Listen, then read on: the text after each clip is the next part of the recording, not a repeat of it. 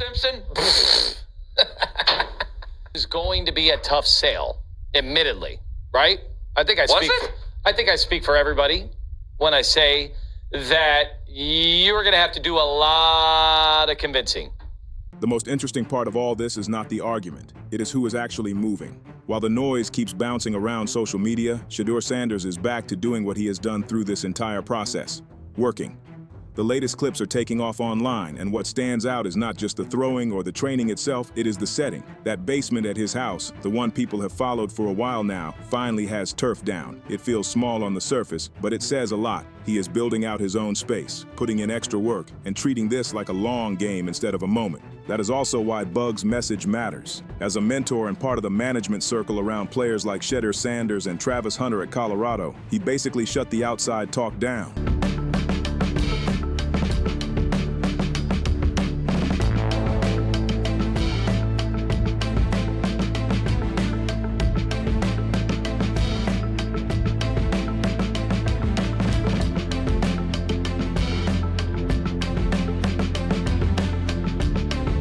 His point was simple. None of the foolishness matters now. Control what you can control. The ball is in your hands. And honestly, that is the cleanest summary of where Shedeur seems to be mentally.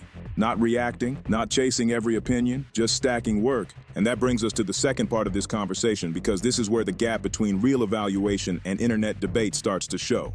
There has been a lot of chatter trying to compare Ty Simpson to Shedeur Sanders, and that is where things start getting strange. Browns insider Tony Grossi reported that Andrew Berry did not attend Alabama's pro day for Ty Simpson.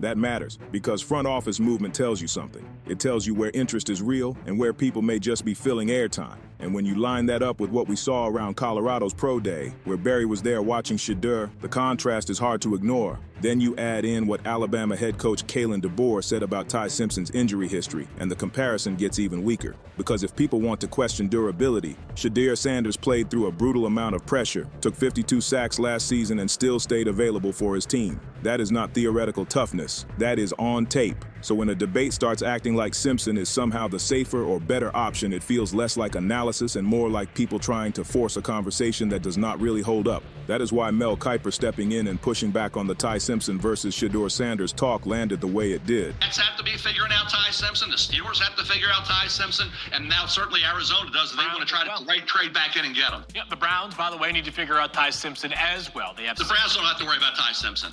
They got a better quarterback than Ty Simpson and Shedeur Sanders. Don't go there. Some debates are close. This one, in the view presented here, is not. The idea that Ty Simpson is better than Shedeur is the kind of take that gets attention, but it does not carry much weight when you stack the production, the resilience, and the actual level of spotlight both players have handled. And while all of that is happening, the Browns conversation keeps widening. Wide receiver Tate had his pro day, and by this account he looked strong.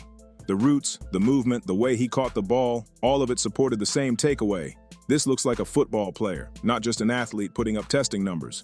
He also made it clear he would love to play for Cleveland, and that always gets attention when a prospect is openly embracing the fit before draft day even arrives. But this is where the bigger roster question comes in, and it is probably the smartest part of the entire conversation. Even with Tate looking good, the stronger argument is still about the offensive line. The receiver class is viewed as deep enough that help can be found later. Tackle is different. Offensive line is different. And if you are serious about maximizing a quarterback like Shedeur Sanders, then you stop treating protection like a side issue. You fix it first. That is why Monroe Freeling comes up here as the preferred direction. Lock down left tackle. Stabilize the front. Give the quarterback a real chance. Because that has been the missing piece for Shedeur for a long time. At Jackson State, at Colorado, and in this conversation about Cleveland, the same point keeps surfacing. He has not consistently had the kind of offensive line that lets a quarterback play at his cleanest and most dangerous. So when people act like they have already seen the finished version of Shedeur Sanders, that feels premature. They have seen a quarterback producing under pressure. They have not fully seen what happens when the chaos is reduced. And that may be the real takeaway from all of this. Yes, the workout clips are going viral. Yes, the Ty Simpson comparison is getting dismissed. Yes, Tate made his case as a prospect who could help an offense. But underneath all of it is one central idea. Shedeur Sanders is still being discussed as if the story is already written, when in reality the most important chapter may not have happened yet.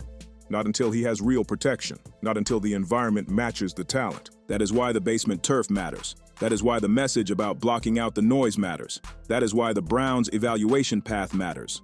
This is not just about clips or comments. It is about whether the right people see the same thing.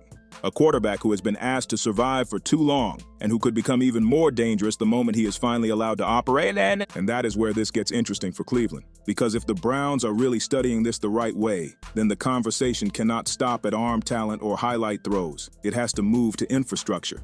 What kind of offense are you building? What kind of protection are you putting in front of that quarterback? And are you creating a situation where a player like Shedeur Sanders has to keep playing survival football? Or are you finally giving him the kind of setup that lets timing, accuracy, and decision-making take over the game? That is the part too many draft conversations miss. They talk about quarterbacks like they exist in a vacuum. They do not. Development is tied to environment. Production is tied to protection. Confidence is tied to whether a quarterback can hit the top of his drop and trust what is happening in front of him. And for Shedeur, that has been the constant challenge. He has had to create through pressure, absorb hits, and still carry the offense anyway.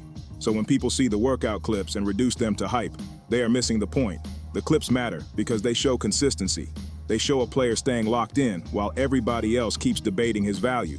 That is what serious prospects do. They keep building while other people keep talking. And over time, that separation starts to matter. If Cleveland really wants to get this right, then the smartest move may not be the loudest one. It may be building the line, strengthening the structure of the offense, and making sure that if Shedeur Sanders is the guy, he walks into a situation that actually supports what he does best, because the league has already seen what he looks like under pressure. The more important question is, what happens when that pressure is no longer the whole story? And maybe that is the real dividing line in this whole saga. Some people looked at Shedeur Sanders and saw pressure, sacks, noise, and controversy. But the sharper red is this: he kept producing anyway. He kept getting up anyway. He kept carrying the weight anyway. That changes how you evaluate the story. This was never just about talent. It was about endurance. It was about composure. It was about whether a quarterback could stay sharp while everything around him kept breaking down. That is why this moment feels bigger than a few viral clips or a few loud opinions. Those come and go. What lasts is the tape, the toughness, and the pattern. And the pattern says Shedeur has been forced to prove himself in harder conditions than most quarterbacks ever deal with. So if a team finally gives him structure, protection, and a real foundation, then this conversation is going to shift very fast. At that point, it will not be about whether he belongs. It will be about who failed to see it early. And that is what makes this story worth following all the way through. Because we are not just watching a draft discussion. We are watching the setup for the next chapter. The people still talking are going to keep talking. Shedeur is going to keep working. And sooner or later, one of those sides is going to look a lot smarter than the other. So now the pressure moves to the teams, the front offices, and everybody making these calls. Because if they get this wrong, it will not be hard to trace where they missed it. If you have been following this story with me, keep it locked to Huddle Files, because when the next piece drops, we are going to break it down the right way.